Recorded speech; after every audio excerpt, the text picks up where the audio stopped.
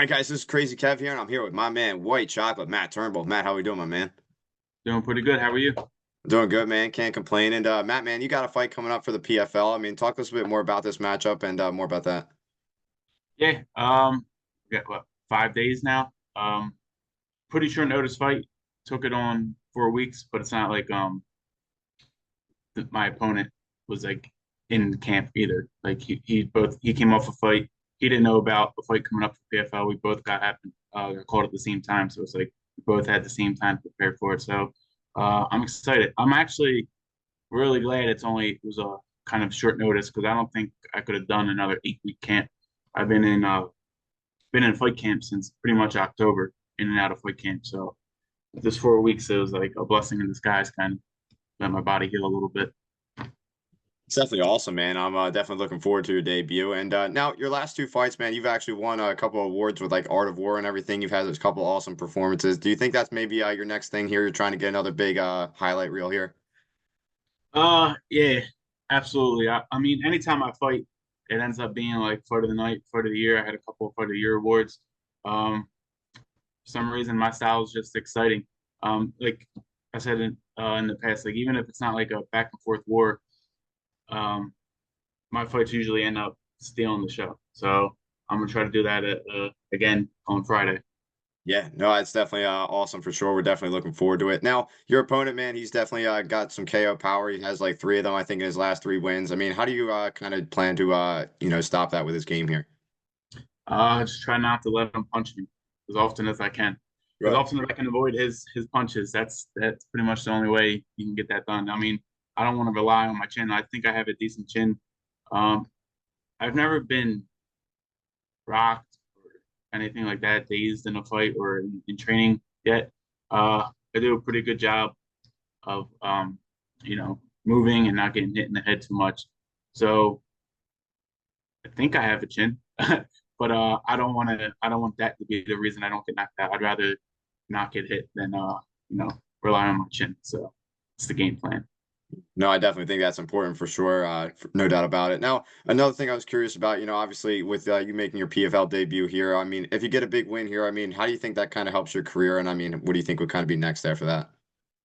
Uh Maybe a long-term contract with them. I'm not really thinking too far ahead. To me, it's just another fight. I mean, it's not like my opponent was signed to PFL before I got there, so I'm not fighting a PFL fighter. This fight could have happened at Art of War if Art of War called him and said, "Hey, you want to fight for our title?" So it's really it doesn't feel like a big. I mean, it's a big deal, of course, but it's just another fight. So it is Yeah. what it is.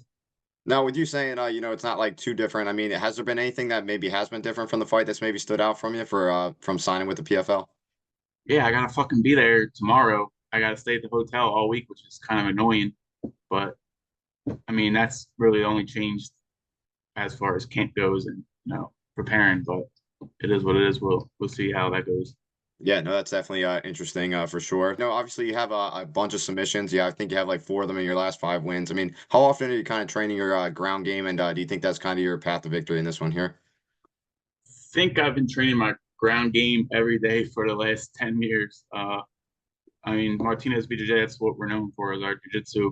Um, we get slept on with our striking, but usually what happens in our camps is we don't even get to take down like maybe like we'll capitalize off of a knockdown, get the submission, stay on top, or stay on top, get the submission. But I also improved my wrestling a lot. Been working with Eddie Hall, so now that I think I got all the missing pieces, I think now my grappling really gets to show because I'm not just waiting for a knockdown or hoping I get a knockdown or hoping there's a catch a kick or something. Now my wrestling is on the level to where I know I can take down whoever's in front of me. So it gives me you know, even more confidence in my submissions and the ground game. No, that's definitely important for sure. And like you said, you mentioned you're training over there with Will Martinez. I mean, what's maybe some of the best things, or maybe the best advice he might have gave you throughout your MMA career? Uh, he's been around the sport for about, I don't even know how long, but he's been at the highest level. He's been he's seen it all. So he's always given great advice for it because each fight is a different challenge. There's always a different challenge to this fight, and he's seen it all. So it's like no matter what, there's no surprises because he's been there, done that. He's one of the most accomplished coaches and fighters in the area. So like it's like I got a secret weapon in Will Martinez because he knows how to deal with each situation as to come up. As where I mean, I haven't been to the big stage yet. This is going to be my first fight with them, like you said.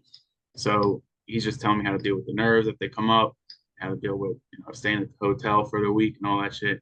And he's always giving great advice to me and all the other fighters that we have there. It's definitely important to have a great coach and team, like you mentioned. And like you also said, you've been training for a long time now. But talk to us a bit more about how you kind of got started with MMA and all that. I went to a pretty strict um, high school, and I wanted to wrestle. Never got to complete a season because like we would get put on a loss of privileges list for stupid like detentions. Like not that I was a troublemaker or anything, but like if you forgot your ID too many times in a week, you won't be able to do so. So I was always getting kicked off for just stupid mindless stuff like that. And then the head coach, wrestling coach there was actually not a wrestler himself. We just needed a coach for the team, and he was a purple belt at balance, I believe. And he told me he's like, just scratch wrestling and go do jujitsu. So I ended up doing jujitsu, and then after a couple months of doing that, my coach was like, "Why don't you take an MMA fight?" And I was like, "Fuck it." And then here we are, just haven't stopped. It's definitely awesome, man. That's definitely a And, pretty cool story to kind of how you and got started. Obviously you're a beast and whatnot in a cage, but I mean, what do you kind of like to do outside the cage when you're not in there training and fighting? no, I don't do shit. Uh, I just like to relax, man. I just like to sit in my bed, scroll on my phone, put a podcast on the TV, and chill. 'Cause, like I'm training anywhere between 2 and 5 times a day. So like any free time I get, I just want to lay the fuck down and just chill out. You know, just focus on rest and recovery pretty much. I'll play video games here and there, but I don't really have any other hobbies or interests outside of fighting, to be honest. Yeah, no, that's fair enough. That definitely makes sense for sure, man. And now with this upcoming fight, obviously, you're fighting close to home with Atlantic City, but after this one, is there any maybe dream locations on maybe where you'd like to fight for your career? Uh, no, I guess Italy. That's on my bucket list of places I want to visit. So if I can get a free trip to Italy and fight there, that'd be pretty dope. Yeah, no, that would definitely be a pretty sick location for sure. And now you mentioned your fight's coming up on Friday. I mean, how's the weight cut and everything been going for this upcoming fight? Good. Weight's on point. Right now we're just into the fucking water loading phase. So if I have to run away to pee for a minute, my bad. But like just chugging water all day. No, there's no actual weight left to cut besides the water when it's time. So it's been pretty easy. Just got to get through that part, the shitty Yeah. part. Yeah, no, that definitely makes sense for sure, man. And no, another thing with your MMA career, I mean, you've obviously have a lot of fights now. I mean, which one do you think is maybe your favorite one that you've had overall with your career? Oh, good question. Uh, Probably the my first title fight with, or my second title fight with Art of War with Christian Lopez. Just the way like that fight came to be and what it meant, like getting a win over somebody who beat two of the people who just beat me. So Yeah. that was probably the dopest one for me. Yeah, it's definitely pretty sick for sure, man. And now you've obviously mentioned when you fight at Art of War, you get a lot of people to kind of come out for you for this event. I mean, do you think you're going to have an even bigger crowd fighting with the PFL now? Yeah, definitely, especially because it is so close. I'm getting people I haven't talked to in years that are like I've been friends with forever, but just haven't seen or talked to in a while because we just go our separate ways. I'm busy training, they're busy doing what they're doing. I had a bunch of people that I wasn't expecting to show up message me saying, "Oh, I got my ticket. I can't wait to see you." Um, so I'm expecting a pretty big crowd for this one. I'm pretty excited for that. Yeah, no, it's definitely awesome to have a good crowd with you for sure. And now you mentioned, you've obviously been training with Will Martinez and everything, but you were also at Studio X as well too, training with Steve McCabe. I mean, what's maybe some of your favorite memories with Steve McCabe?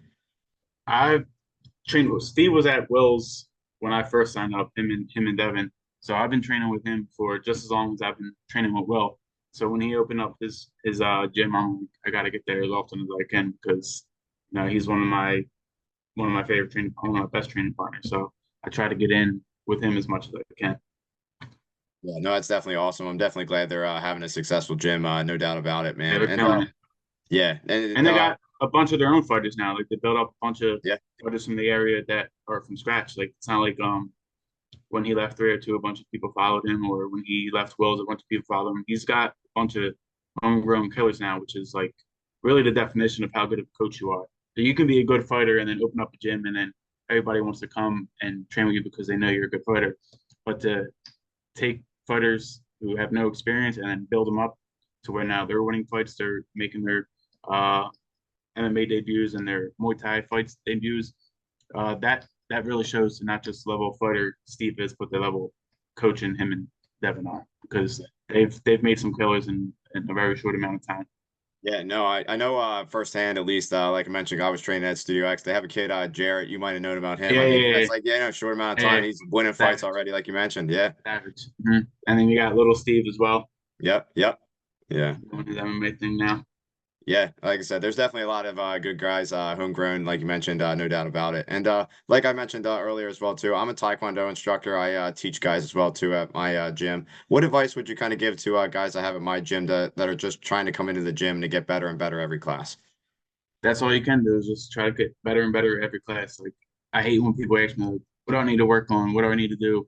I'm like, just fucking show up every day, like as if it's a job. Like you have you brush your teeth in the morning, you go to the gym at night. Like it's part of your schedule. Like you're tired, you still go to the gym. Like I've never been tired, went to the gym and go, wow, I shouldn't go on the gym. I felt like shit. No, I'm still glad I fucking made it to the gym that day. I think consistency more than anything, no matter what gym you're at, is what's going to help you reach your goals and get you to the next level or get you to wherever you want to be in this sport and in anything, really. Yeah, no, I definitely think that's important, and I definitely think that's a good mindset and message, no doubt about it. And speaking of messages, man, it's been awesome having you on the show. I mean, what's maybe your final message out there for the fans watching this video? None. I just appreciate all support from everybody. Can't thank the guys who got tickets enough. Can't thank all of my training partners enough, all of my sponsors enough. Uh, you know, hit me up on Instagram at the Philly Fighter, and go support them. The people I tag in my pictures, the sponsors I tag in my pictures and videos and stories. And if you want to help support me, the best way you can do that is by supporting the people that are helping me, fight. Yeah, no, and we're looking forward to seeing you fight on Friday, and I appreciate you taking the time so close to your fight. And like I said, I'm looking forward to seeing it live, my man. I can't wait. I'll see you there.